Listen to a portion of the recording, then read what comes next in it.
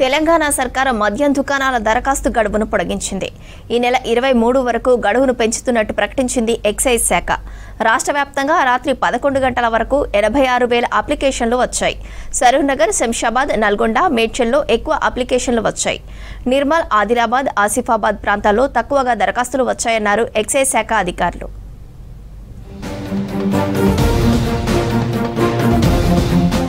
రాష్ట్రంలో మద్యం దుకాణాల దరఖాస్తు గడువును పెంచింది ప్రభుత్వం. బీసీ బంద్, బ్యాంకులకు సెలవులతో ఈ నెల 23 వరకు గడువు పెంచుతున్నట్టుగా ప్రకటించింది. ఈ నెల 27న లక్కీ డ్రా నిర్వహించనుంది ఎక్సైజ్ శాఖ.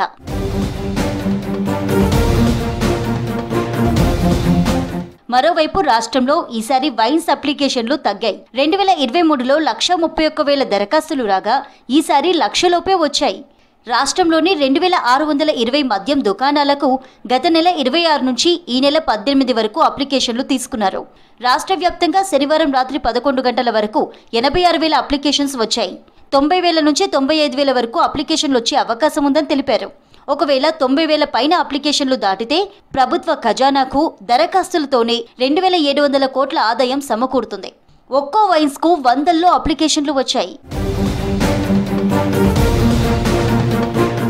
ఎలాగైనా వైన్స్ ను దక్కించుకోవాలని భావించిన కొందరు వారి ప్రాంతాల్లో 10 మంది కలిసి 2-3 మద్యం దుకాణాలకు అప్లికేషన్లు వేశారు. మంత్రులు, ఎమ్మెల్యేలు వారి దగ్గరి బంధువులతో ఎక్కువ అప్లికేషన్స్ వేయించారు. ఇక రియల్టర్లు, ఇప్పటికే వైన్స్లు నిర్వహిస్తున్న వారు కూడా రకరకాలుగా అప్లికేషన్లు వేశారు. ఎక్కడో ఒక చోట తమకు అదృష్టం కలిసి రాకపోతుందా అని భావించి చాలా మంది 2-3 అప్లికేషన్స్ వేశారు.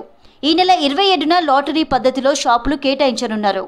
2025 డిసెంబర్ 1 నుంచి 2027 నవంబర్ 30 వరకు 2 ఏళ్ల కాలానికి ఎక్సైజ్ శాఖ కొత్త లైసెన్సులు జారీ చేయనుంది.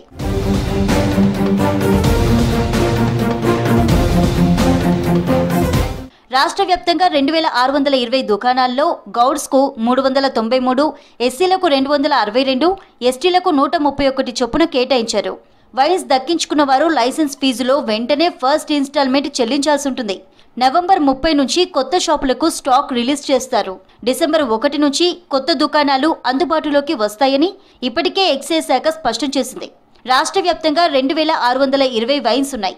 ఒక్కో అప్లికేషన్కు 3 లక్షల ఫీజు తీసుకున్నారు. ఇది నాన్ రిఫండబుల్. 2023లో వచ్చిన అప్లికేషన్ల సంఖ్య 130,000గా ఉంది. దీంతో ఈసారి 40,000 అప్లికేషన్లు తగ్గే సూచనలు కనిపిస్తున్నాయి. ఇక ఇంతకుముందు మద్యం పాలసీ 2021లో 67,849 అప్లికేషన్లు వచ్చాయి. అప్లికేషన్ ఫీజు 1,00,000 పెంచడంతో ఈసారి అప్లికేషన్లు తగ్గినా ఆదాయం లాస్ట్ టైం అంతే వస్తుందని అధికారులు చెప్తున్నారు. ఇప్పుడు దీనికి తోడు ఫస్ట్ ఇన్స్టాల్మెంట్ కూడా వస్తుంది. ఈ మొత్తం కూడా కలిపితే ఆదాయం ఇంకింత పెరగనుంది. ఒక్కో మద్యం షాపుకు సగటున 40 వరకు అప్లికేషన్స్ వచ్చాయి. గతంలో ఏపీ సరిహద్దు ప్రాంతాలలో ఎక్కువ అప్లికేషన్లు రాగా ఈసారి తగ్గింది. పైగా ఇంతకు ముందు ఏపీలో ప్రభుత్వమే వైన్స్లను నిర్వహించింది. ఈసారి కూడా అక్కడ వైన్స్లకు అప్లికేషన్ల సిస్టమ్ పెట్టడంతో ఏపీ వ్యాపారులు అక్కడే అప్లికేషన్స్ వేశారు.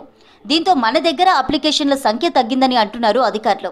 అప్లికేషన్ ఫీజు పెంచడం కూడా ఒక కారణంగా చెప్తున్నారు. సరూర్నగర్, శంషాబాద్, నల్గొండ, మేడ్చల్లో ఎక్కువ అప్లికేషన్స్ వచ్చాయి. నిర్మల్, ఆదిలాబాద్, ఆసిఫాబాద్ ప్రాంతాల్లో తక్కువగా దరఖాస్తులు వచ్చాయి.